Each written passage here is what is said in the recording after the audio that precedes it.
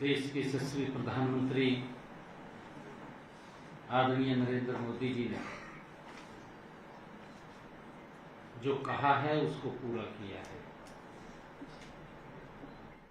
अभी एक महीने पहले देश के यशस्वी प्रधानमंत्री नरेंद्र मोदी जी ने लाल किला की प्राचीर से देश को संबोधित करते हुए कि ये दीपावली लोगों की ये भव्य तरीके से मनाई जाएगी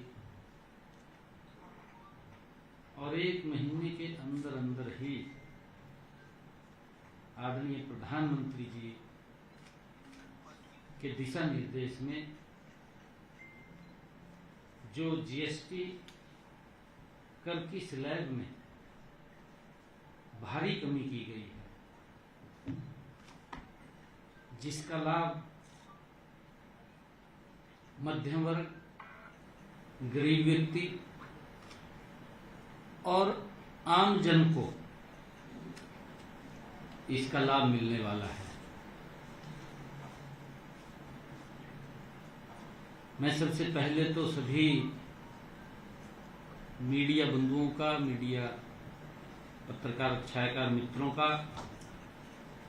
आज की इस प्रेस वार्ता में स्वागत करता हूं।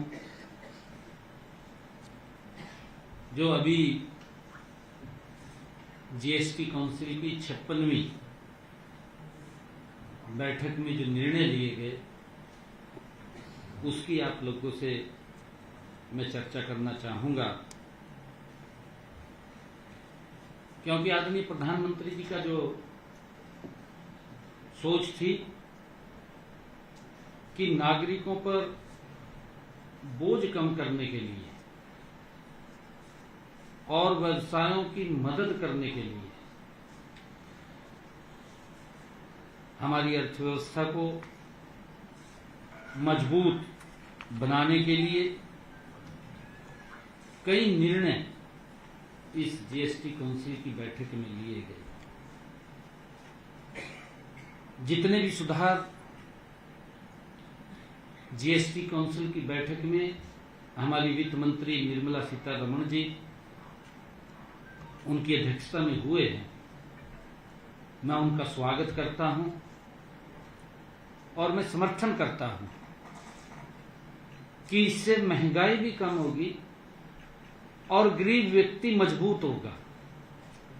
ये पहली बार है कि हमारे सभी इंडस्ट्रियलिस्ट, आम व्यक्ति ने इसकी प्रशंसा की है, इसका स्वागत किया है। क्योंकि जब देश के अंदर जीएसटी लागू हुआ,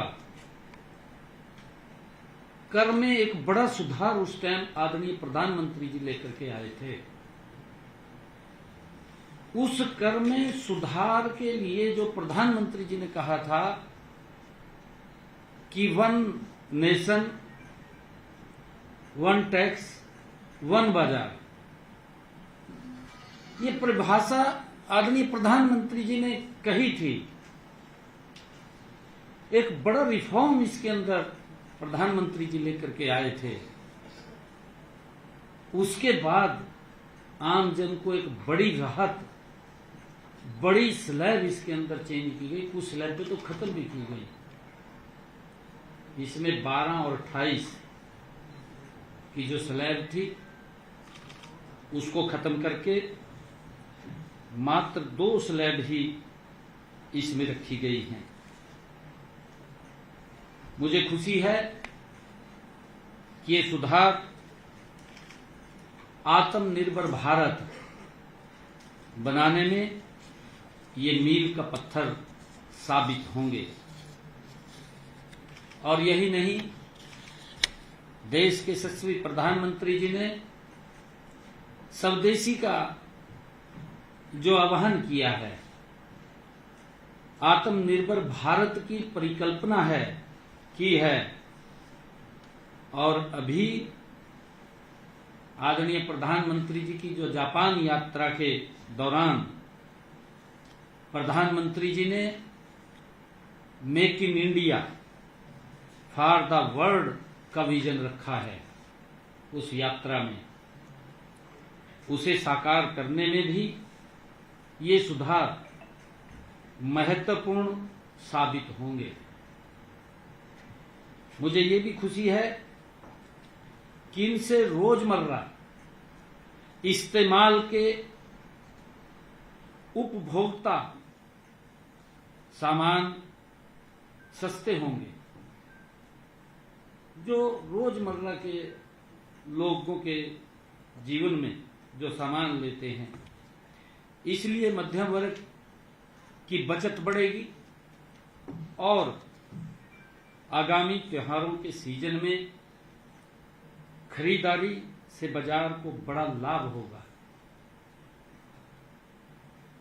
जीएसटी परिषद द्वारा लिए गए कुछ प्रमुख निर्णयों का मैं आपके बीच में जिक्र करना चाहूंगा। देश में जीएसटी की सिर्फ 2 ही मानक दरें रहेंगी। जैसा मैंने जिक्र किया है, एक 5% और दूसरी 18%। इसके अलावा अहितकारी वस्तुओं के लिए विशेष दर वो 40% रखी गई है, जो लग्जरी आइटम है, जो आम जन से बहुत दूर हैं, उसकी अलग एक विशेष दर रखी गई है। 12% व 28% की दोनों दरों को समाप्त कर दिया है। दरों के वर्गीकरण में सुधार किया गया है। इसमें वर्गीकरण संबंधी विवाद कम होने और मुकदमेबाजी से बचकर करदाताओं को लाभ होगा। नागरिकों द्वारा सामान्य रूप से उपयोग की जाने वाली वस्तुओं पर जीएसटी दरों को कम कर दिया गया है और कुछ पर इसे बिल्कुल ही समाप्त कर दिया गया है, 0 कर दिया गया है। बहुत सारे ऐसे सामान हैं। लोगों पर टैक्स का बोझ और कम करने के लिए सेस को भी समाप्त कर दिया है। इसका बड़ा लाभ आम जन को, आम व्यक्ति को मिलने वाला है। जैसे कपड़ा और उर्वरकों पर इन्वर्टेड ड्यूटी स्ट्रक्चर को हटाया गया है। इससे डीलरों के लिए पूंजी का अवरोध कम होगा। पंजीकरण प्रक्रिया को सरल बनाया गया है। इससे कम जोखिम वाले आवेदकों के लिए 3 दिनों के भीतर स्वचालित पंजीकरण हो सकेगा। इसका सरलीकरण किया गया है। सिस्टम विश्लेषण के आधार पर और एक निश्चित समय सीमा के भीतर प्रोविजनल रिफंड करना संभव हो पाएगा। ये इसका जो सरलीकरण किया है।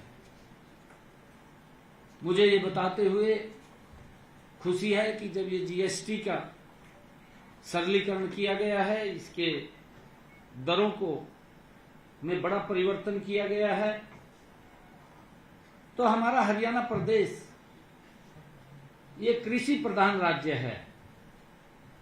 मुझे ये बताते हुए कि जीएसटी परिषद ने वर्तमान सुधारों में कृषि और किसान दोनों का विशेष रूप से ध्यान रखा है। मैं माननीय केंद्रीय मंत्री ने हमारे अनुरोध को स्वीकार किया है, उसके ऊपर विचार करने और विशेष रूप से जो फसल अवशेष हैं उसके प्रबंधन में उपयोग होने वाले कृषि उपकरणों पर जीएसटी दरों को कम करने के लिए मैं माननीय मंत्री जी का दिल से आभार व्यक्त करता हूं, उनको धन्यवाद देता हूं। जीएसटी काउंसिल की बैठक ने, परिषद ने जो पैकेट दूध हैं और पनीर पर जीएसटी 0 कर दिया है, इससे आम व्यक्ति को बड़ा लाभ मिलेगा। घी, मक्खन और सूखे मेवों पर जो दरें थी वो पहले 12% थी, अब उनको कम करके 5% के कर दी गई हैं। इन बदलावों से कीमतों में कम होंगी, महंगाई को नियंत्रित करने में मदद मिलेगी और सभी को पौष्टिक भोजन भी प्राप्त होगा। काउंसिल में ये भी निर्णय लिया गया कि रोटी और पराठा जैसे रोजमर्रा के खाद्य पदार्थों पर जीएसटी पूर्ण रूप से समाप्त कर दिया है, 0 कर दिया है। इससे पारंपरिक हमारे जो खाद्य व्यवसायों को बढ़ावा मिलेगा। इन कदमों से हरियाणा के खाद्य प्रसंस्करण उद्योग को भी बढ़ावा मिलेगा। किसानों को अपनी फसलों का मूल्यवर्धन करने में मदद मिलेगी और ग्रामीण क्षेत्रों में रोजगार के नए अवसर पैदा होंगे। मुझे ये भी खुशी है आप लोगों को बताते हुए कि जीएसटी काउंसिल का सिंचाई और जुताई मशीनरी जैसे कृषि उपकरणों पर जीएसटी दरों को 12% से घटा करके 5% किया गया है। ये कदम स्वागत योग्य कदम है। मेरे किसान को इसका मजबूत लाभ मिलेगा, उसकी आय बढ़ाने में ये जीएसटी के अंदर एक महत्वपूर्ण कदम है। इसका हम स्वागत करते हैं। इससे किसानों के लिए कृषि उपकरणों की अमोनिया, सल्फ्यूरिक एसिड और नाइट्रिक एसिड पर जैव कीटनाशक और उर्वरक इनपुट्स जैसे पर अब 5% जीएसटी लागू होगी और इससे इनपुट लागत किसान की कम होगी और टिकाऊ कृषि पद्धतियों को बढ़ावा मिलेगा। जीएसटी परिषद द्वारा ट्रैक्टर और ट्रैक्टर पुर्जों पर जीएसटी दरों को कम करने के फैसले का भी हम स्वागत करते हैं, क्योंकि आदरणीय प्रधानमंत्री जी का जो संकल्प है और जो प्रधानमंत्री जी बोलते हैं, जो कहते हैं, उसको पूरा करने की गारंटी नरेंद्र मोदी की है। जो बोलते हैं उसको पूरा करते हैं। आदरणीय प्रधानमंत्री जी के दिशा निर्देश में हमारी वित्त मंत्री निर्मला सीतारमण जी, जो इस जीएसटी काउंसिल की अध्यक्षा हैं, उन्होंने जैसा मैंने बताया है ट्रैक्टर और ट्रैक्टर पुर्जों पर जीएसटी दरों को कम करने के फैसले, इसमें 1800 सीसी से कम इंजन क्षमता वाले ट्रैक्टरों पर जीएसटी दर 12% से घटाकर 5% करने का निर्णय लिया है, कर दी गई है। जबकि 1800 सीसी से अधिक इंजन क्षमता वाले ट्रैक्टरों के लिए यह दर 2.5% से घटाकर 18% कर दी गई है।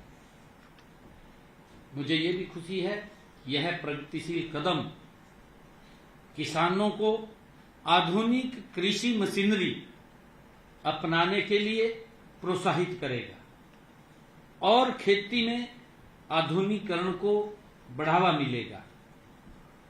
मुझे ये बताते हुए कि जीएसटी काउंसिल की मीटिंग में सौर और अन्य नवीकरणीय ऊर्जा उपकरणों पर जीएसटी दर 12 से घटाकर के 12% से घटाकर उसको 5% किया गया है।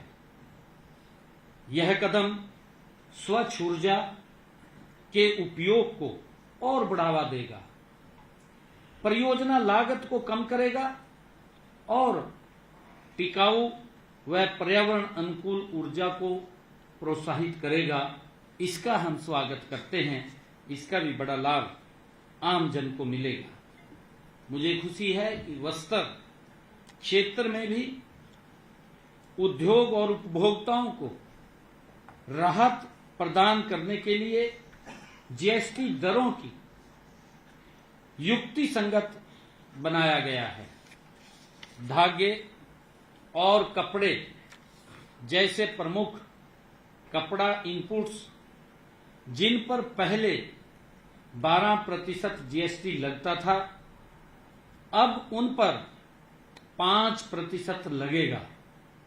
सिलाई मशीन पर भी जीएसटी 18% से घटाकर 5% कर दिया गया है।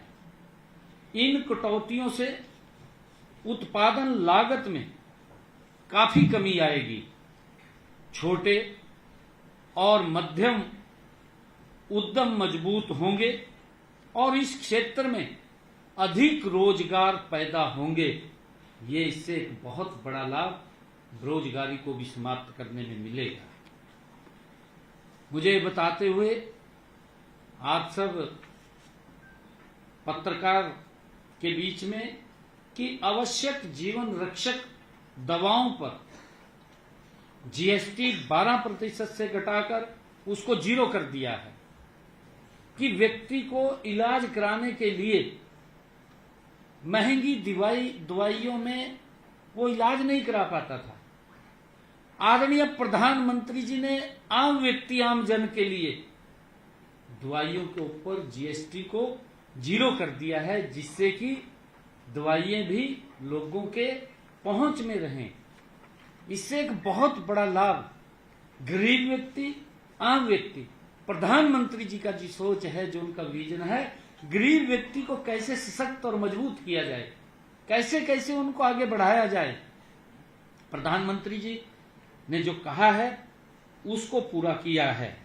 इसके अतिरिक्त डायग्नोस्टिक किट जैसे कि ग्लूकोमीटर और रीजेंट पर जीएसटी 5% कर दिया है।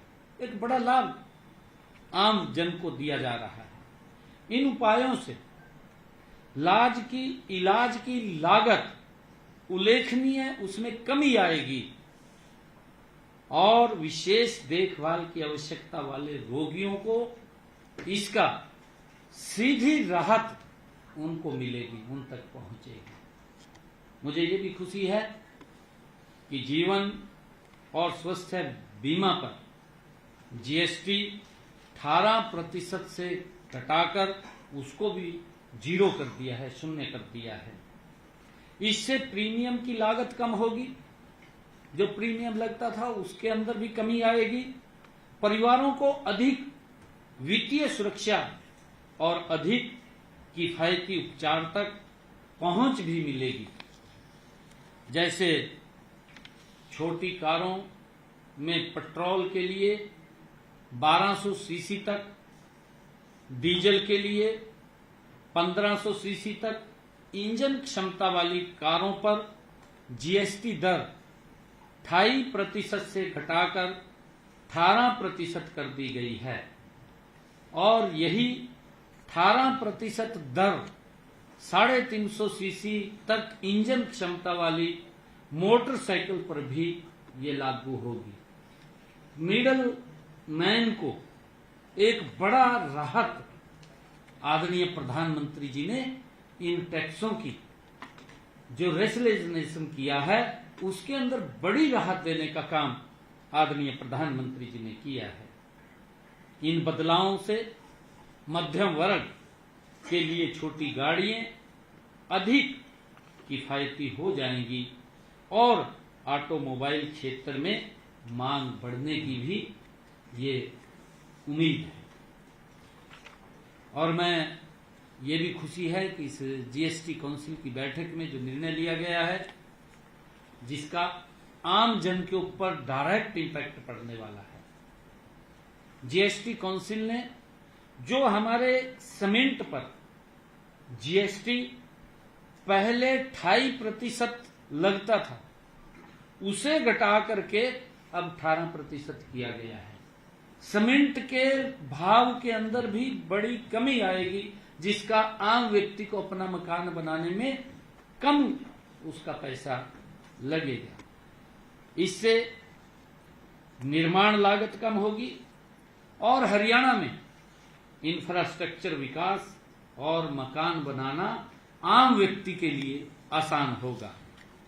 कुछ अहितकारी वस्तुओं की दरों को भी युक्ति संगत बनाया गया है, जैसे तंबाकू उत्पादकों और पान मसाला, सिगरेट पर जीएसटी 40% तक बढ़ाने का निर्णय लिया गया है। तंबाकू के ऊपर, सिगरेट के ऊपर और पान मसाला के ऊपर 40% तक ये बढ़ाने का निर्णय लिया गया है। इन वस्तुओं पर नई दरें बाद की तारीख से ही लागू होंगी। तब तक वर्तमान में लागू 28% टैक्स और कंपनसेशन सेस लागू रहेंगे। चीनी युक्त एरिएंटेड वाटर और कैफीन युक्त पेय पदार्थों पर भी जीएसटी दर 40% करने का निर्णय लिया गया है, जिन पदार्थों में ज्यादा चीनी का इस्तेमाल होता है। देखिए, आदरणीय प्रधानमंत्री जी आम जन के स्वास्थ्य की भी जीएसटी के माध्यम से सीधा सीधा संकेत दे रहे हैं कि व्यक्ति स्वस्थ रहे। ये आदरणीय प्रधानमंत्री जी का जो विजन है, इस देश को विकसित राष्ट्र की तरफ गति से ले जाने का, यह आदरणीय प्रधानमंत्री जी का विजन है। और इस उपाय का उद्देश्य हानिकारक उत्पादकों की खपत को हतोत्साहित करने के साथ सार्वजनिक कल्याण के लिए उच्च राजस्व उत्पन्न करना भी है। जीएसटी ने हमारी कर प्रणाली को सरल और पारदर्शी बना दिया है।